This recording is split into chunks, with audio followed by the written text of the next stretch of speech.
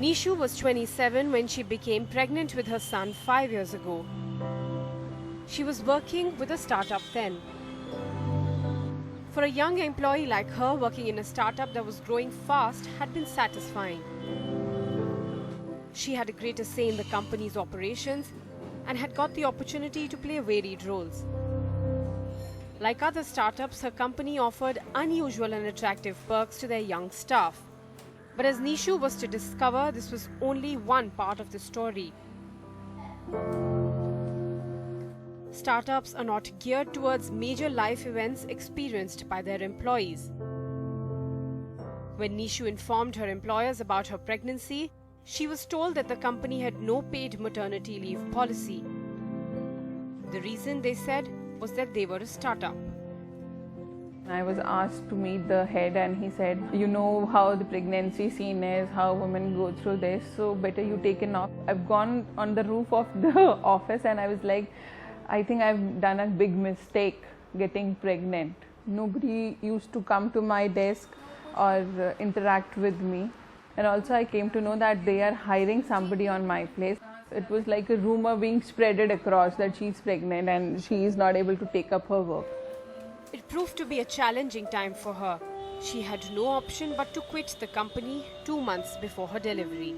Do you think this was a major career setback for you? See, definitely there is a setback. You can't bounce back in the same sense. That is true. When a company offers a paid maternity leave, it sends out a signal that the woman employee is a valuable contributor and that her parental and professional roles can coexist. The Maternity Benefit Act of 1961 makes it mandatory for all companies employing more than 10 people to provide a 3-month paid maternity leave, and Nishu's company employed about 50. In August last year, the government doubled the paid maternity leave to 6 months for women in the organized sector. The Maternity Benefit Amendment Bill has been passed in the Rajya Sabha and is currently pending in the Lok Sabha. We have children who are malnourished, and the basis of that malnourishment is the lack of breastfeeding in the beginning and lack of attention and care. Now, there are lots of joint families, but there are lots of single families, and the trend is towards a single family. Now the woman who comes to work leaves the baby behind, and then what? What happens to the baby? So the baby goes very early on into unnatural feed, and then for the rest of its life it's sickly. So we just came from that area and said we need to have the mother and child bonding in many ways. We never give women a chance to heal. She's had a major thing happen to her. She's had stitches, she's been in hospital, she's had 9 months of her body changing. Why don't we give her some time to heal as well? And then also to come to terms with the nervousness of being a new mother. A company is sensitive to the woman's and baby's needs when it allows a woman to take time off after her delivery without the risk of losing her job.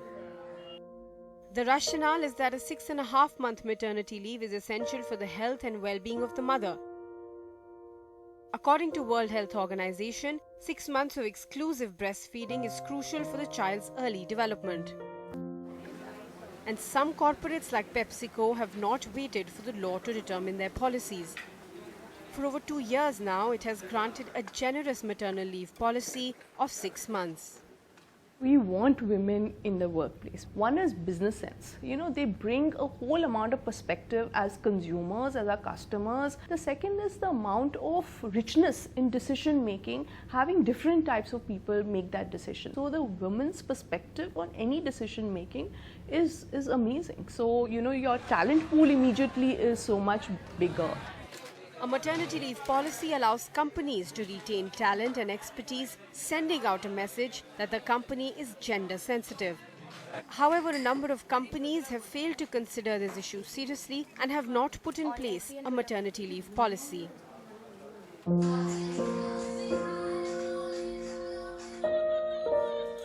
Sukriti's experience was similar to Nishu's.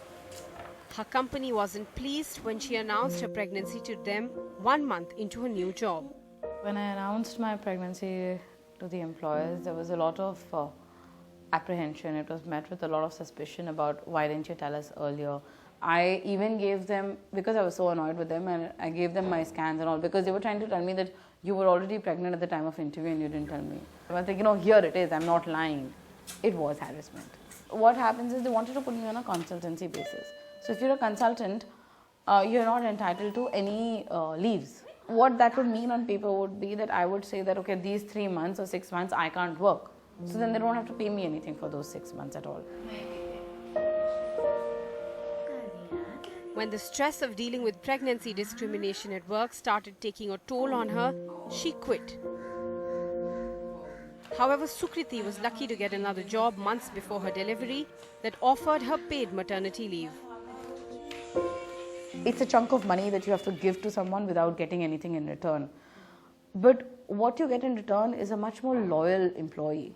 If I can't walk, it's a disability. But if you have ramps all around my house, I'm unable to do anything. So this maternity leave is just a way to enable the woman to work. According to startup companies, they depend heavily on funding from investors for survival. And these investors seek returns. They say they have little resources to spare. Business की language में अगर आप लीजिए, if you have someone who's getting married or is going to get a child, उसकी minimum pay grade would be above 40 to 50,000. And 50,000 रुपए महीना, and when you talk about 6 months, you're paying somewhere around 3 lakhs. पहले उसकी एक replacement find करो उस level के लिए, and 6 months के लिए उसके साथ भी काम करो. So at the end of the day, you're somewhere paying around 6 lakhs. Twice the amount for the same thing.